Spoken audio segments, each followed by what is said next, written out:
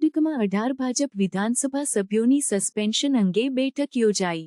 કર્ણાટકના મુખ્યમંત્રી સિદ્ધારામૈયા અને ઉપમુખ્યમંત્રી ડી.કે. શિવકુમાર બંગલોરના વિધાનસૌધામાં પહોંચ્યા, જ્યાં 18 ભાજપ વિધાનસભા સભ્યોની સસ્પેન્શન અંગે મહત્વપૂર્ણ બેઠક યોજાઈ હતી.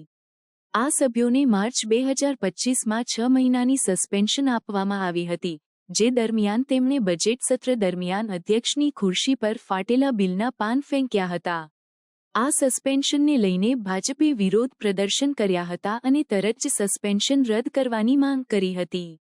વિધાનસભાના અધ્યક્ષ યુ.ટી. ખાદર 26 મેના રોજ હજ માટે જવાના પહેલા સસ્પેન્શન રદ કરવાની યોજના ધરાવે છે. મુખ્યમંત્રી સિદ્ધારામૈયા અને અધ્યક્ષ ખાદર બંનેએ આ સસ્પેન્શન રદ કરવાનો નિર્ણય લીધો છે, જે 21 માર્ચે બજેટ સત્ર દરમિયાન સભ્યોની અશિસ્ત વર્તનને કારણે લાગુ કરવામાં આવી હતી. કાનૂની નિષ્ણાતોએ ખાદરને મુખ્યમંત્રીની ભલામણ પર સસ્પેન્શન તાત્કાલિક રદ કરવાની સલાહ આપી છે અને મૌસમ સત્રમાં આ અંગેનો ઔપચારિક નિર્ણય લેવામાં આવશે. ભાજપે એપ્રિલ 2025માં વિધાનસૌધામાં વિરોધ પ્રદર્શન કર્યું હતું, જેમાં સસ્પેન્શન તરત જ રદ કરવાની માંગ કરવામાં આવી હતી. પાર્ટીએ અધ્યક્ષ ખાદરના નિર્ણયને ગેરકાનૂની અને પ્રજાસત્તાકની હત્યા ગણાવી હતી. તેઓએ અધ્યક્ષ પર શાસક પક્ષના પપેટ તરીકે કામ કરવાનો અને મુખ્યમંત્રીને ખુશ કરવા માટે ગેરકાનૂની નિર્ણયો લેવાનો આરોપ લગાવ્યો હતો.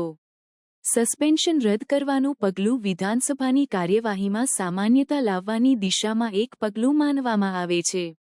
આથી વિપક્ષની ચિંતાઓને ધ્યાનમાં રાખી અને વિધાનસભાની પ્રક્રિયાની ઈમાનદારી જાળવી રાખવાની સરકારની ઈચ્છા દર્શાય છે. સસ્પેન્શન રદ કરવાનો ઔપચારિક નિર્ણય આગામી મૌસમ સત્રમાં લેવામાં આવશે.